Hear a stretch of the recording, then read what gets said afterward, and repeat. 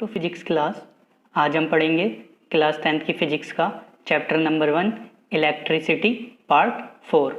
और क्लास शुरू करने से पहले बता दूं, आज हम जानने वाले हैं रजिस्टिविटी के बारे में। What is resistivity?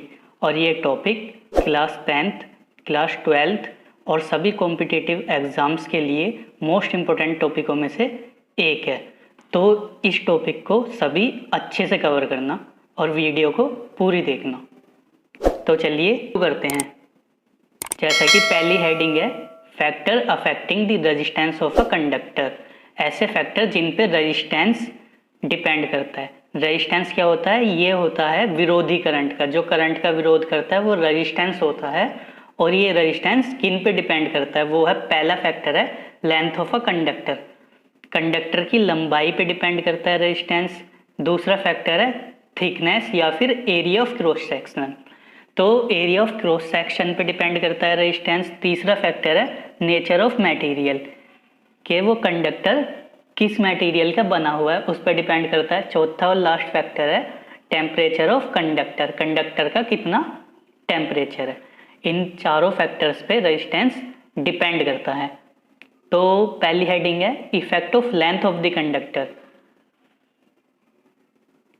The resistance of a conductor is directly proportional to its length। तो रेजिस्टेंस जो होता है लेंथ के होता है डायरेक्टली प्रोपोर्शनल। रेजिस्टेंस लेंथ के डायरेक्टली प्रोपोर्शनल है। इसका मतलब ये है अगर लेंथ बढ़ेगी तो रेजिस्टेंस भी बढ़ेगा, अगर लेंथ बढ़ेगी तो रेजिस्टेंस बढ़ेगा।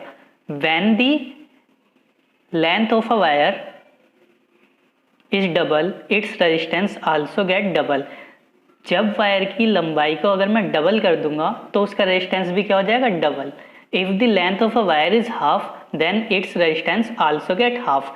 अगर वायर की लंबाई को मैं आधी कर दूंगा तो उसका रेजिस्टेंस भी आधा हो जाएगा। क्यों? क्योंकि रेजिस्टेंस और लेंथ एक दूसरे के डायरेक्टली प्रोपोर्शनल होते हैं।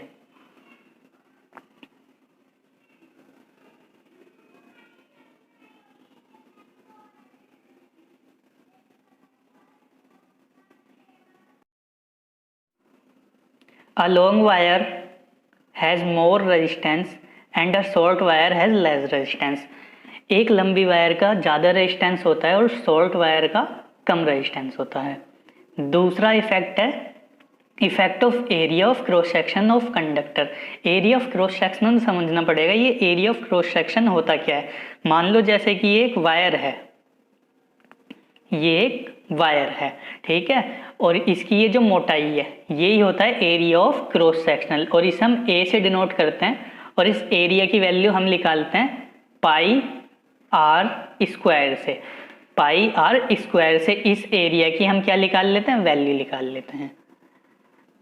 The resistance of a conductor is inversely proportional to its area of cross sectional. तो एरिया ऑफ क्रॉस सेक्शनल मतलब कि मोटाई के इनवर्सली प्रोपोर्शनल होता है रेजिस्टेंस। जैसे जैसे मोटाई बढ़ेगी रेजिस्टेंस घटेगा, और मोटाई घटेगी तो रेजिस्टेंस बढ़ेगा, क्योंकि ये एक दूसरे के इनवर्सली प्रोपोर्शनल होते हैं। When the area of cross sectional of a wire is double, its resistance get half। If the area of cross section of wire is half, then its resistance will get double। जब area of cross sectional wire का मतलब wire की मोटाई अगर मैं double कर दूं तो उसका रेजिस्टेंस हाफ हो जाएगा, और जब वायर की मोटाई को मैं आधी कर दूं तो उसका रेजिस्टेंस डबल हो जाएगा, क्योंकि ये एक दूसरे के इनवर्सली प्रोपोर्शनल होते हैं। कैसे? एरिया डबल करने से आर आधा कैसे हो जाएगा, रेजिस्टेंस आधा कैसे हो जाएगा, वो आप यहाँ देखो। जैसे कि आर जो है ये इनवर्सली प्रोपोर्शनल है एरिया की, ठीक है। अब एरिया मुझे क्या करना है? डबल कर देना है, मतलब 2 कर देना है। इस फॉर्मूले में मैं डबल रख दूंगा तो ये मेरा आ जाएगा 1, और ए की जगह मैं 2 रख दूंगा, और 1/2 क्या होता है? हाफ होता है, ठीक है।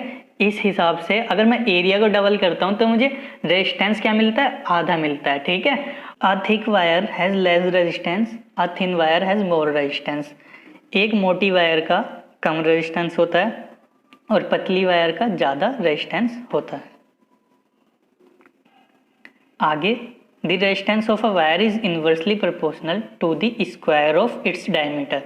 अगर डायमीटर है, डायमीटर मतलब वही मोटाई, मोटाई के भी ये क्या होता है, इन्वर्सली प्रोपोर्शनल होता है, पर डायमीटर के स्क्वायर के, डायमीटर के स्क्वायर के इन्वर्सली प्रोपोर्शनल होता है resistance. Effect of the nature of material of the conductor, वो कंडक्टर किस मटेरियल का बना है उस पर भी हमारा रेजिस्टेंस डिपेंड करता है। अगर वो अच्छे मटेरियल से बना हुआ है जिसकी रेजिस्टिविटी कम होती है, जिसमें रेजिस्टेंस कम होता है, तो जाहिर सी बात है ज़्यादा करंट फिल होगा। अगर वो किसी बेकार मटेरियल का बना हुआ है तो उसमें कम करंट फिल होगा। तो नेचर ऑफ मटेरियल पे भी रेजिस्टेंस डिपेंड करता है। अगला है इफेक्ट ऑफ टेम्परेचर। तो जैसे जैसे टेम्परेचर बढ़ता है रेजिस्टेंस भी बढ़ता है। The resistance of all pure metal increase on rising the temperature and decrease on lowering the temperature। तो टेम्परेचर बढ़ने से हमारा रेजिस्टेंस बढ़ता है और टेम्परेचर डाउन होने से, कम होने से हमारा रेजिस्टेंस घटता है। तो अगला टॉपिक है रेजिस्टिविटी, मोस्ट इंपॉर्टेंट टॉपिक। शुरू करता हूं मैं।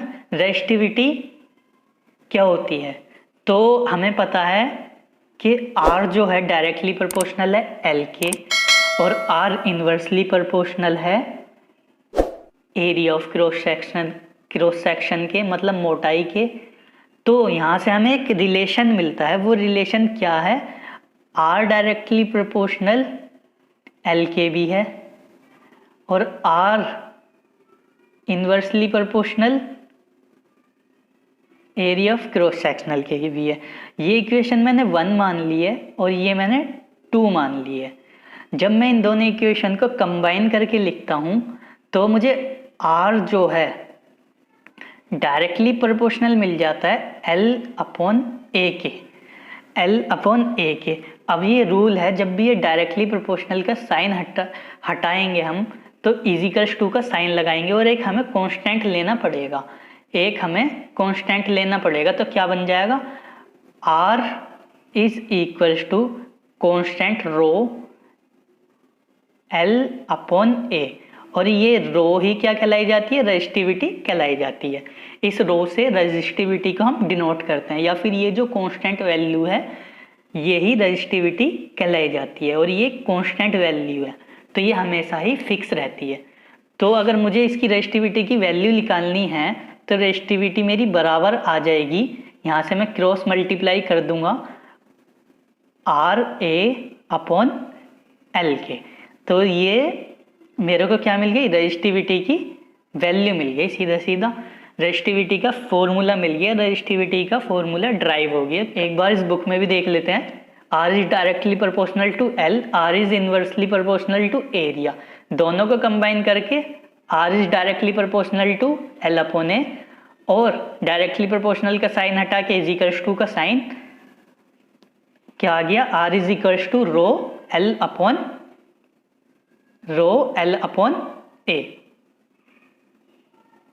अब रो की वैल्यू अगर निकालें तो रो की वैल्यू क्या आई है? रो की वैल्यू आई है RA/L, और इसे ही रो को हम रेजिस्टिविटी बोलते हैं। The resistivity of a substance is numerically equal to the resistance of a rod या फिर wire of the substance which is 1 metre long and 1 square metre is cross sectional. तो रेजिस्टिविटी हमारी बराबर हो जाएगी रेजिस्टेंस के, अगर एरिया 1 मीटर स्क्वायर है और लंबाई 1 मीटर है तो रेजिस्टिविटी हमारी बराबर हो जाती है रेजिस्टेंस के। कैसे? यहाँ पे ये जो है एरिया 1 रख दिया जाएगा और L भी 1 रख दिया जाएगा, तो हमारी रो जो बराबर आ जाएगी R क्या आ जाएगी। चलिए आगे। The SI unit of resistivity is ohm metre. Resistivity की SI यूनिट आती है ओम मीटर, और ये ओम मीटर कैसे आती है वो भी एक बार समझ लेना। जैसे कि रेजिस्टिविटी का फॉर्मूला है RA/L। R की SI यूनिट होती है ओम, एरिया की होती है मीटर स्क्वायर और L की होती है मीटर। ठीक है, तो इस M से एक M कट जाएगा तो ऐसा यूनिट बचेगी क्या? ओम मीटर। तो इस हिसाब से रेजिस्टिविटी की ऐसा यूनिट क्या होती है, ओम metre. The resistivity of a substance does not depend on its length or thickness. It depends on the nature of the substance and temperature. ये जो रेजिस्टिविटी होती है वायर की लंबाई पे या फिर वायर की मोटाई पे डिपेंड नहीं होती। ये रेजिस्टिविटी डिपेंड होती है वायर के नेचर पे कि वो वायर किस मटेरियल की बनी हुई है, उस पे रेजिस्टिविटी डिपेंड होती है। इसीलिए इस रेजिस्टिविटी की हमेशा ही कांस्टेंट वैल्यू आती है और ये अलग अलग मटेरियल की अलग अलग रेजिस्टिविटी होती हैं। और बल्कि ये जो रेजिस्टेंस होता है फैक्टर रेजिस्टेंस, जो कि करंट का विरोधी होता है, करंट का विरोध करता है, ये उल्टा खुद ही डिपेंड होता है रेजिस्टिविटी के। अगर किसी मटेरियल की रेजिस्टिविटी कम है तो उसका रेजिस्टेंस भी कम होगा। अगर किसी मटेरियल की रेजिस्टिविटी ज़्यादा है तो उसका रेजिस्टेंस भी ज़्यादा होगा। अब ये देखिए कुछ एग्जाम्पल हैं। सबसे पहले रेजिस्टिविटी दिखाई गई है सिल्वर मेटल की। सिल्वर मेटल की रेजिस्टिविटी दिखाई गई है जो कि 1.6 इंटू 10⁻⁸ ओम मीटर। उसके बाद कॉपर की है जो कि 1.69, मतलब बढ़ गई। तो सबसे कम रेजिस्टिविटी जो है सिल्वर मेटल की है, इसीलिए सबसे कम रेजिस्टेंस भी सिल्वर मेटल में होता है। सबसे कम रेजिस्टेंस भी सिल्वर मेटल में होता है, इसीलिए silver metal is a best conductor of electricity. और धीरे धीरे करके कंडक्टर से सेमीकंडक्टर और सेमीकंडक्टर से इंसुलेटर की तरफ जब हम चलते हैं तो रेजिस्टिविटी क्या होती है, इंक्रीज होती है। उसके कारण रेजिस्टेंस भी इंक्रीज होता है और इंसुलेटर की इतनी हाई रेजिस्टिविटी होती है कि उनमें तो करंट पास ही नहीं होता।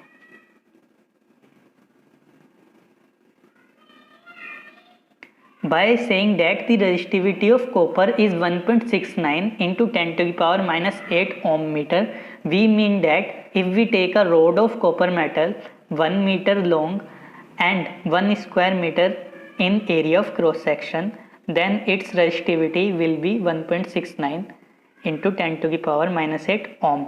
तो अगर मैं ये बोलूँ कि कॉपर की जो रेजिस्टिविटी है वो है 1.69 इंटू 10⁻⁸ ओम मीटर, तो इसका मतलब ये है कि वो जो कॉपर की रोड है, हमने 1 मीटर लंबी रोड ली है स्टैंडर्ड और 1 मीटर स्क्वायर ही उसकी मोटाई है, क्रॉस सेक्शनल एरिया है। और जब हमने रेजिस्टिविटी कैलकुलेट करी है तो जब उसकी रेजिस्टिविटी की वैल्यू इतनी आई है। Silver metal is the best conductor of electricity.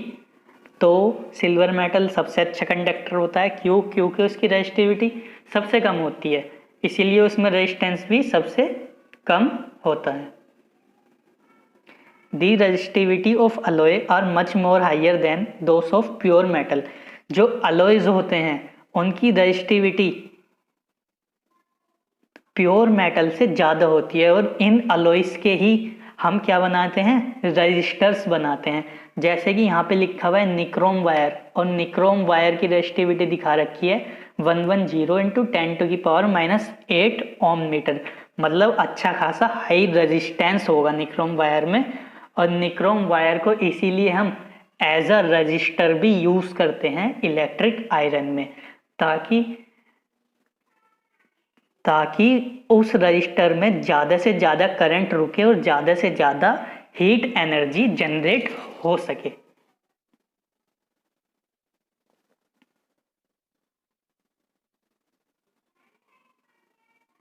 The heating element of electric heating appliances such as electric iron and toaster etc.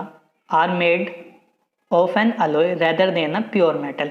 तो जितने भी हीटिंग अप्लायंसेस हैं, एलिमेंट्स हैं, उनमें जो वायर यूज होती है प्योर वायर ना यूज करके हम अलॉय यूज करते हैं, क्योंकि अलॉय का जो रेजिस्टिविटी की वैल्यू होती है ज़्यादा होती है, तो उनका रेजिस्टेंस भी ज़्यादा होगा और ज़्यादा से ज़्यादा करंट रुकेगा और ज़्यादा से ज़्यादा ही हीट हमें मिल पाएगी। Nichrome alloy is use to making the heating element of electric appliances. तो निक्रोम अलॉय को यूज करा जाता है हीटिंग एलिमेंट बनाने के लिए। हीटिंग एलिमेंट ऐसा तार जिसमें से हीट निकले, और ये निक्रोम अलॉय यूज करा जाता है हीटर्स में या फिर इलेक्ट्रिक आयरन वगैरह में। इन जगह निक्रोम अलॉय को यूज करते हैं। और निक्रोम अलॉय को ही क्यों यूज करते हैं? क्योंकि फर्स्ट पॉइंट में दे रखा है nichrome has very high resistivity. क्योंकि निक्रोम की वेरी हाई रेजिस्टिविटी है तो ये ज़्यादा से ज़्यादा करंट को रोक पाएगा और ज़्यादा से ज़्यादा हीट प्रोड्यूस कर पाएगा। दूसरी मेन इंपॉर्टेंट प्रॉपर्टी निक्रोम की ये है, nichrome does not undergo oxidation easily even at high temperature. Due to this nichrome wire can be kept red hot without burning और breaking in air. Nichrome wire जो है oxidize होके easily air में burn out नहीं होता, मतलब oxidation से reaction करके निक्रोम वायर आग नहीं पकड़ता, जलता नहीं है, बल्कि ये लाल कलर का हो जाता है और हमें हीट प्रोड्यूस करता रहता है और हीट देता रहता है। इसीलिए निक्रोम वायर को हीटिंग एलिमेंट की तरह यूज किया जाता है। The resistivity of semiconductor like silicon and germanium is in between those of conductor and insulator। तो सेमीकंडक्टर्स जिनमें कुछ हद तक करंट पास हो जाता है उन्हें सेमीकंडक्टर्स बोलते हैं, और इनकी जो रेजिस्टिविटी भी एकदम बीच में सेंटर में आती है। ना तो इनकी रेजिस्टिविटी बहुत ज़्यादा कम होती है इंसुलेटर्स की तरह, ना इनकी रेजिस्टिविटी बहुत ज़्यादा होती है कंडक्टर्स की तरह, और इनकी रेजिस्टिविटी इसीलिए बीच में आती है कंडक्टर और इंसुलेटर्स के। आप उस वाले चार्ट में देख लेना सबकी रेजिस्टिविटी, स्क्रीनशॉट ले लेना, उस चार्ट को पढ़ लेना, और एक दो वैल्यू जैसे कि सिल्वर, कॉपर, इनकी रेजिस्टिविटी की वैल्यू डायरेक्टली याद रखना। आगे इस बुक में सैम्पल प्रॉब्लम दे रखी है। Sample problem 1, a copper wire of length 2 metre and area of cross section 1.7 into 10 to the power minus 6 meter square has a resistance of 2 into 10 to the power minus 2 ohm। Calculate the resistivity of copper। Copper की resistivity पूछी गई है और area दिया हुआ है, length दी हुई है और रेजिस्टेंस दिया हुआ है। तो रेजिस्टिविटी का डायरेक्ट फॉर्मूला लगाना RA/L, और इस फॉर्मूले में वैल्यू रख देना, रेजिस्टिविटी डायरेक्ट आ जाएगी। तो आगे इस बुक में सैम्पल प्रॉब्लम 2 दे रखी है। NCERT book question, important question होते हैं एनसीईआरटी के, तो इस क्वेश्चन को भी अपनी कॉपी में करके जरूर ट्राई कर लेना। मैं इसे एक बार समझा देता हूँ। A copper wire has a diameter of 0.5 mm and resistivity of 1.6 into 10 to the power minus 8 ohm metre. फिर क्वेश्चन नंबर ए दे रखा है, क्वेश्चन नंबर बी दे रखा है। क्वेश्चन नंबर ए है what will be the length of the wire to make its resistance 10 ohm. Length पूछी है अगर रेजिस्टेंस 10 ओम हो तो। और question number B, how much does the resistance change if the diameter is double. अगर मैं diameter को double कर दूं तो रेजिस्टेंस कैसे चेंज होगा। तो यहाँ पे गिवन हमें डायमीटर दे रखी है, डायमीटर बराबर 0.5 mm। अब mm दे रखा है मतलब मिलीमीटर, तो हमें ये मीटर में चेंज करनी पड़ेगी। तो मीटर में चेंज करने के लिए इस डिजिट को मैं 1000 से डिवाइड कर दूंगा, तो ये क्या हो जाएगी हमारी मीटर में आ जाएगी डायमीटर। अब डायमीटर को मैं डिवाइड कर दूंगा 2 से, तो मेरी क्या निकल जाएगी, रेडियस निकल जाएगी। रेडियस निकल गई हमारी। तो अब यहाँ पे आप इमेजिन करो कि ये कॉपर वायर है, ये कॉपर वायर है और मुझे इसको एरिया ऑफ क्रॉस सेक्शन निकालना है, मतलब ये मोटाई निकालनी है। और मोटाई पे से कैसी होती है, सर्कुलर होती है। तो इसका एरिया कैसे निकलेगा, A is equals to pi R square. Pi की जगह 22/7 रखना और R स्क्वायर की जगह R की जो वैल्यू निकाली है वो रखना, और डायरेक्टली एरिया की वैल्यू आ जाएगी। एरिया की वैल्यू निकालने के बाद रेजिस्टिविटी का फॉर्मूला लगाना, रो इज इक्वल्स टू RA/L। और पार्ट नंबर ए करने के लिए आर की जगह 10 ओम रखना और ए की जगह एरिया की वैल्यू जो लिखा ली है वो रखना, और एल की वैल्यू निकालने के लिए क्रॉस मल्टीप्लाई करके रेजिस्टिविटी को नीचे ले आना और एल को ऊपर ले जाना और कैलकुलेट करना, आपके पास एल की वैल्यू आ जाएगी मीटर में। तो पार्ट नंबर बी देख लेंगे एक बार। How much does the resistance change if the diameter is double. तो डायमीटर को डबल कर देंगे 2 से मल्टीप्लाई करके और 1000 से डिवाइड करके इसे हम मीटर में ले आएंगे। 1000 से डिवाइड करके इसे हम मीटर में ले आएंगे और फिर हम क्या करेंगे, इस डायमीटर से क्या निकालेंगे, एरिया ऑफ क्रॉस सेक्शनल निकालेंगे। एरिया ऑफ क्रॉस सेक्शन निकालने के बाद हम उस एरिया ऑफ क्रॉस सेक्शन की वैल्यू रो बराबर आर ए अपॉन एल में रख देंगे और सीधा सीधा सॉल्व करके हम यहाँ से रेजिस्टेंस की वैल्यू निकाल लेंगे। Sample problem 3, a 6 ohm resistance wire is develop by folding, calculate the new resistance of the wire. Important question है, ध्यान से समझ लेना। सपोज करो कि हमारे पास एक 6 ओम रेजिस्टेंस वायर है, ये इसका रेजिस्टेंस कितना है, 6 ओम है और इसकी लेंथ है 1 मीटर मान ली है मैंने, और एरिया भी इसका 1 मीटर है। एरिया भी 1 मीटर है और लंबाई भी इसकी 1 मीटर है। और यहाँ से मैं क्या निकालूंगा, रेजिस्टिविटी की वैल्यू निकालूंगा। रेजिस्टिविटी की कैसे वैल्यू निकालूंगा, रेजिस्टिविटी इज बराबर आर ए अपॉन एल। तो आर की वैल्यू रख दूंगा मैं 6 ओम, ए की वैल्यू रख दूंगा मैं 1, एल की रख दूंगा 1। तो सीधा सीधा रेजिस्टिविटी कितनी आ जाएगी हमारे पास, रेजिस्टिविटी आ जाएगी हमारे पास 6 × 1 अपॉन 1, मतलब 6 ओम मीटर रेजिस्टिविटी आ गई हमारे पास। हमारे पास रेजिस्टिविटी कितनी आई है इस मटेरियल की, 6 ओम मीटर। अब देखना अगले केस में क्या होगा। जैसे कि ये वायर थी हमारे पास, इसकी रेजिस्टिविटी हमें पता है, रेजिस्टिविटी हमेशा फिक्स होती है, कांस्टेंट नंबर होता है, रेजिस्टिविटी कभी चेंज नहीं होने की। इस वायर को चाहे फोल्ड करके डबल करो या फिर इसे काट दो, कुछ भी करो, रेजिस्टिविटी तो चेंज नहीं होने की।